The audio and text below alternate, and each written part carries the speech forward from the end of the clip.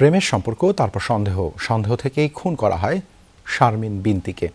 আর ঠান্ডা মাথায় খুন করেছেন প্রেমিক সিয়াম নামে এক যুবক। তাকে গ্রেপ্তার করে এমন তথ্য জানায় রমনার ডিসি মাসুদ আলম। পুলিশের ধারণা, দীর্ঘদিন ধরে সিয়াম বিনতির মধ্যে প্রেমের সম্পর্ক ছিল। এদিকে খুনির দৃষ্টান্তমূলক শাস্তি চেয়েছেন বিনতির পরিবার। বুধবার রাতে হাজারীবাগের একটি গলিতে সিয়াম ও বিনতি একসাথে হেঁটে যাচ্ছিলেন। কিছু সময় পর রক্তমাখা চাকু নিয়ে উদ্ভ্রান্তের মতো দেখা যায় সিয়ামকে। উদ্ধার হয় বিনতির ক্ষতবিক্ষত মরদেহ। পরিবারের অভিযোগ, দীর্ঘদিন ধরে তাদের মেয়েকে উত্ত্যক্ত করে আসছিল সিয়াম। এদিকে মেয়ে হত্যার দৃষ্টান্তমূলক শাস্তি চেয়েছেন নিহত নবম শ্রেণীর ছাত্রীর মা নাদিয়া বেগম। আমার মাইয়া কথা বন্ধ করে দিছিল একেবারে লইগা। আমি আমার মাইয়ের লগে থাকতাম সব সময়, আর সব সময় দিগাইতাম, কিন্তু হঠাৎ করে কি হয়ে গেছে আমি কইতে পারি না।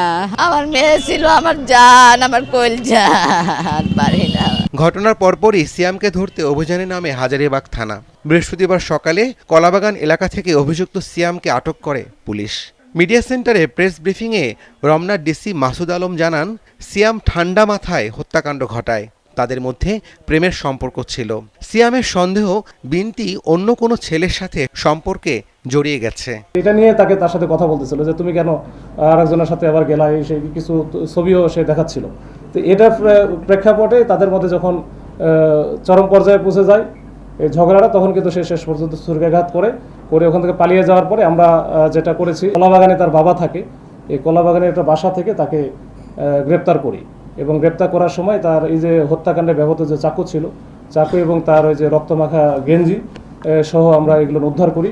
প্রাথমিক জিজ্ঞাসাবাদে হত্যার কথা স্বীকারও করেছে ঘাতক সিয়াম। এর পেছনে অন্য কোনো মোটিভ আছে কিনা তা জানতে তার রিমান্ড চাইবে পুলিশ। এটাই হচ্ছে বিষয়। এর বাইরে আরো ডিপি হতে গেলে আরো আস্তে আস্তে কিছু বের হতেও পারা যায়। রাব্বি সিদ্দিকী, যমুনা নিউজ, ঢাকা।